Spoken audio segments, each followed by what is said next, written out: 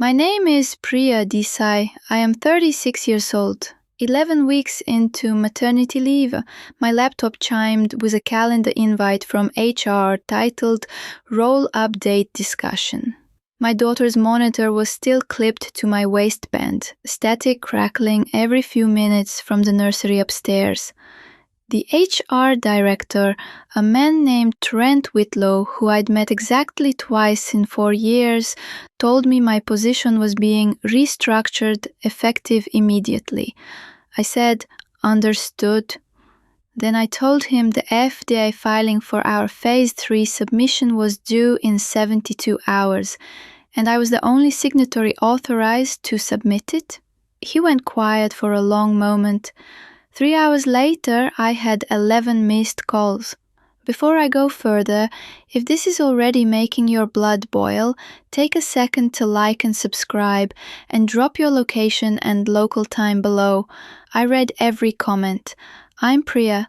This is the story of how a company decided I was replaceable during the most vulnerable 10 weeks of my life, and how one regulatory deadline they'd never bothered to understand proved otherwise. I joined Halloran Pharmaceuticals in 2016 as a regulatory affairs associate, one of 6 people in the department most executives couldn't have named if asked. Regulatory affairs is unglamorous work. We track FDA submission timelines, manage compliance documentation, and make sure the company doesn't accidentally violate federal law while everyone else focuses on research and sales. By 2021, I'd become Senior Director of Regulatory Affairs, and by 2023, I was the sole authorized signatory for our controlled substance and biologics filings, a designation that requires a specific FDA registration tied to an individual, not a job title. That distinction matters more than most people at Halloran ever understood. When the company registers someone as the authorized signatory for a new drug application or a Phase 3 clinical trial submission, that authorization belongs to that specific person, verified through the FDA's electronic submissions gateway. You can't simply reassign it to whoever's convenient that week. Transferring signatory authority requires a formal amendment process that itself takes weeks to process through the agency. I became pregnant in late 2024, planned, wanted, genuinely joyful news that I shared with my direct supervisor, a woman named Odalis Reyes, who'd always been supportive. 3 months later, in March, Halloran brought in a new chief operating officer, a man named Desmond Farrow, hired specifically to streamline operational costs ahead of an anticipated acquisition. Desmond had a reputation, even before he started, for viewing departments like regulatory affairs as overhead rather than infrastructure. Desmond's restructuring memo went out in April, 3 weeks before my due date. Regulatory Affairs was flagged for headcount review alongside 2 other departments Desmond considered non-revenue generating.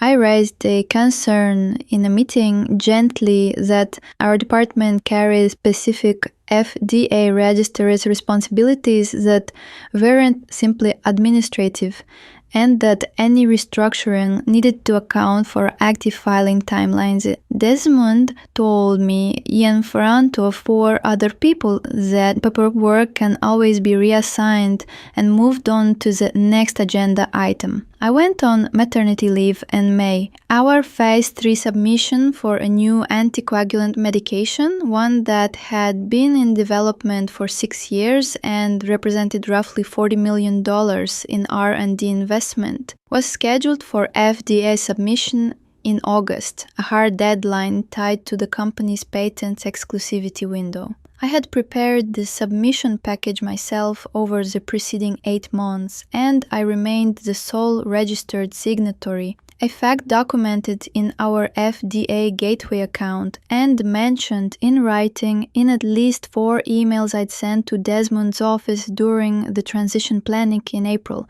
none of which received a substantive response.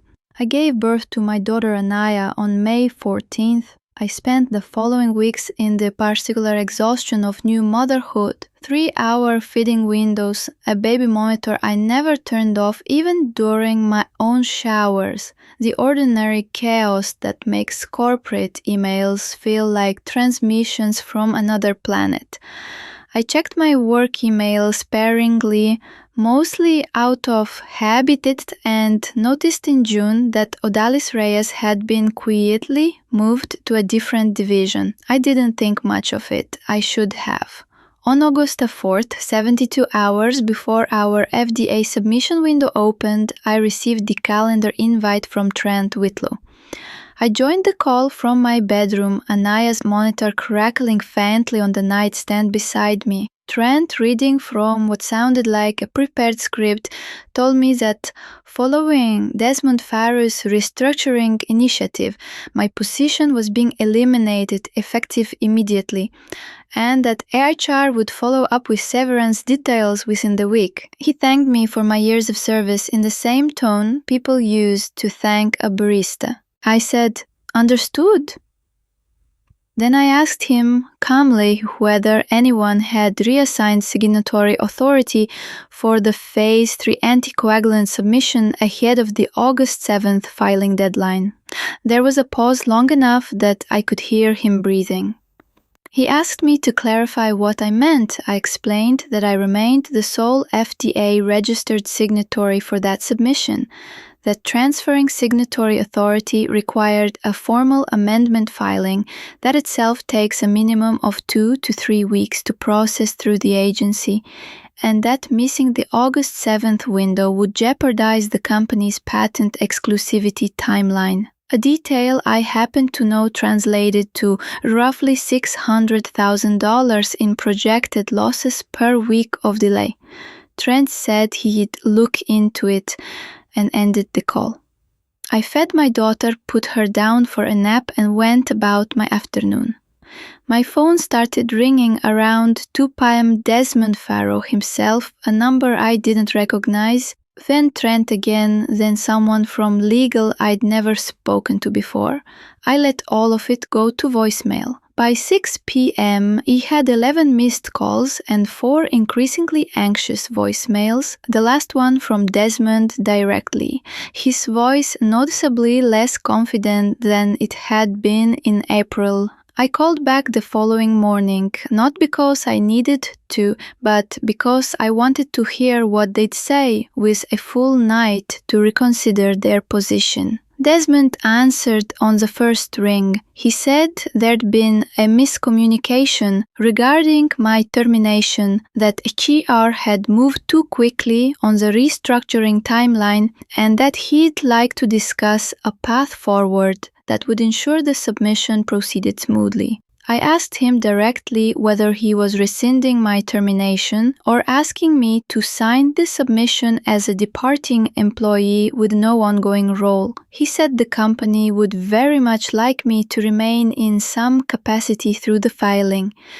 I told him I'd need that in writing, along with full reinstatement of my position, back pay for the 2 days already elapsed since my termination, and a written acknowledgement from legal that the restructuring decision had been made without appropriate consultation of regulatory requirements, given that I intended to keep a copy for my own records. There was a long silence.